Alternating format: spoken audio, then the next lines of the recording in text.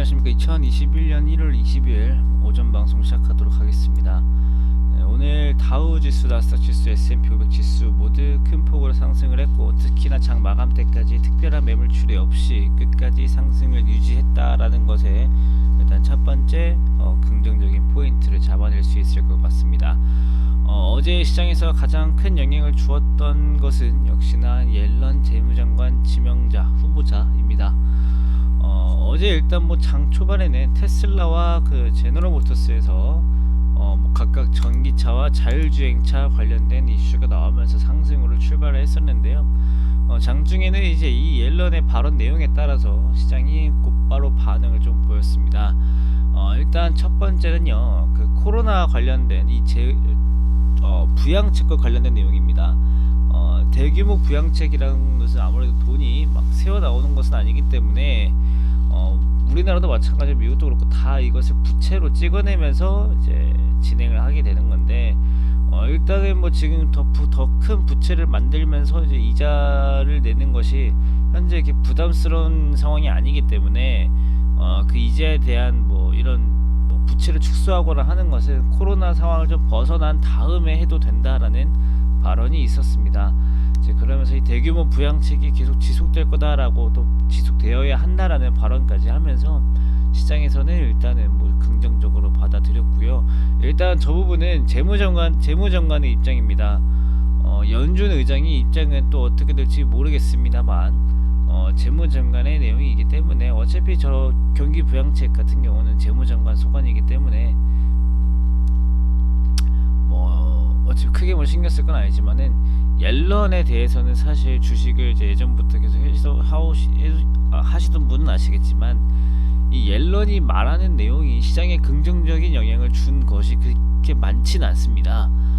옐런 의장은 발언이 항상 좀 말 실수를 하는 부분이 예전에도 많았었기 때문에 사실 이게 연준 의장으로서 그 립 서비스는 훌륭하지 못했는데, 이 재무장관 지명자 입장에서 이 립 서비스는 아주 확실했습니다. 연준 의장보다는 재무장관이 제자리였는지 일단 립 서비스가 확실했고, 또 시장에 대해서는 시장에서는 이 발언들 때문에 이 인플레이션에 대한 그런 것보다는 경제 회복에 또 포커스를 맞추기 시작하면서 시장이 좋아졌다는 게 핵심입니다. 요즘 시장이 이제 제가 2021년 처음 시작할 때부터 이 인플레이션에 대한 발언이 올해 가장 중요할 거다. 왜냐면은 시장의 하락장을 만드는 것은 다름 아닌 인플레이션일 것이라고 얘기를 했었는데요. 이 시장은 이 인플레에 대한 이슈보다 이 경제 회복에 포커스를 맞췄다는 것이 아주 가장 중요한 포인트입니다. 사실 제가 여기 텍스트 가장 길게 적었지만 제일 중요한 단어는 여기입니다. 인플레에 대한 이슈보다는 경제 회복의 포커스, 이게 가장 중요합니다. 그리고 또 법인세 관련돼서도 다음은 두 번째로 중요한 내용인데, 이 법인세는 예전에가 35%였습니다. 근데 그게 트럼프가 21%로 낮췄고, 이걸 바이든이 28%로 높인다 그랬는데, 이것도 지금 당장 인상하는 것보다는 미국 기업들의 경쟁력을 갖는 것이 우선이다. 즉 그 뜻은 뭐냐면 역시나 코로나로 인해 경제가 어려웠던 것을 어느 정도 회복한다라는 것과 같은 맥락이죠.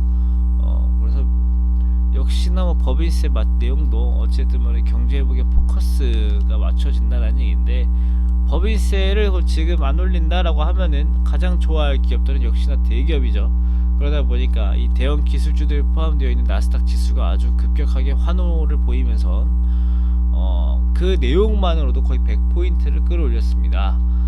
그래서 일단은 제일 중요한 이슈는 역시나 경제 회복이라는 단어였다고 말씀을 좀 드리고 싶고요.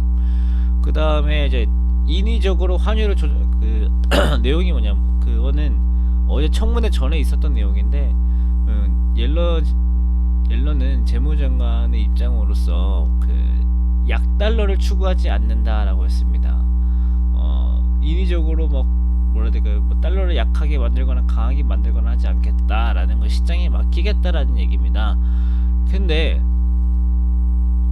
그 뒤에 발언이 뭐냐면은 인위적으로 환율을 조작하는 나라에 대해서 용납하지 않겠다라고 발언을 했습니다. 사실 저 내용에는 언중 6월이죠. 중국에 대한 압박 메시지가 있습니다. 중국 환율 너네 일부러 낮추지 마라라고 하는 것도 있고요. 그 다음에 그 뒤에는 중국을 직접적으로 언급했습니다. 중국의 불법적이고 공정하지 못한 부분에 대해서는 모든 수단과 방법을 가리지 않고 압박을 하겠다라고 얘기를 하면서 역시나 바이든 정부에서도 중국에 대한 압박은 지속될 것이다라는 이슈가 있었습니다. 사실 저 이슈는 시장에 좀 안 좋은 내용입니다만 시장은 역시나 경제회복 저 단어에 집중을 하면서 사실 저 중국에 대한 압박 내용은 미국 증시에서 이렇게 반영이 되진 않았는데요. 우리나라에는 많이 반영이 될 수 있습니다. 그래서 어제 미국 증시가 좋았지만 오늘 우리나라 증시 좀 지켜봐야 될 것 같고요. 업종별로는 이 테슬라와 제너럴 모터스가 각각 전기차 생산 이슈랑 자율주행 관련 이슈로 상승을 좀 했고, 대형 기술주들은 역시 법인세 인상 지연으로 많이 올라왔습니다.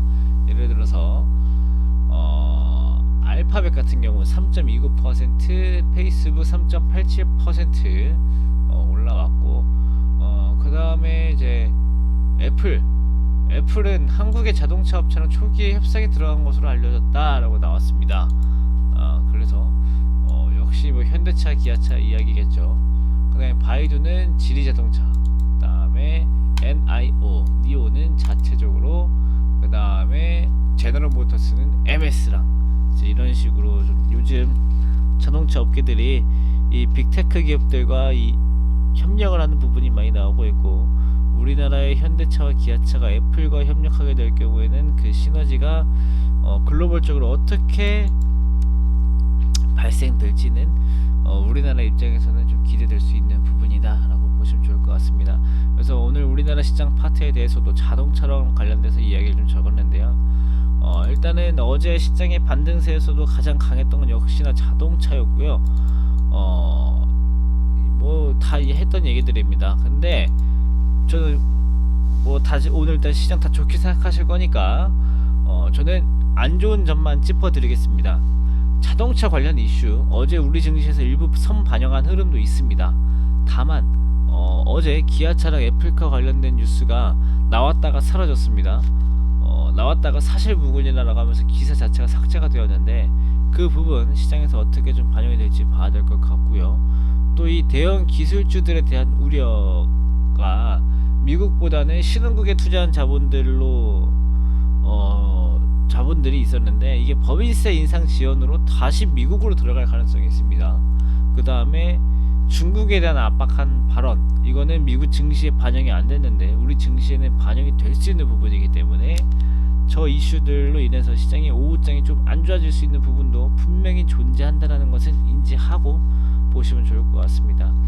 네, 일단은 오늘 뭐 장 마치고 오늘 밤 새벽 2시에는 뭐 미국 바이든 대통령이 이제 취임식을 거치게 되고 여러 가지 이슈가 있기 때문에 바이든 관련된 테마도 여전히 움직일 수 있고, 자동차, 그러니까 종합을 해보면 친환경, 자동차, 이 두 가지 이슈가 지금 가장 강하고, 자동차와 파생돼서 중소형 반도체랑 자동차 부품 업종들 강세 나타날 수 있으니까 참고하시면 좋을 것 같습니다. 오늘 오전에부터 말이 좀 많았는데 긴 내용 들어주셔서 감사하고 이따 오후 때 다시 뵙겠습니다. 감사합니다.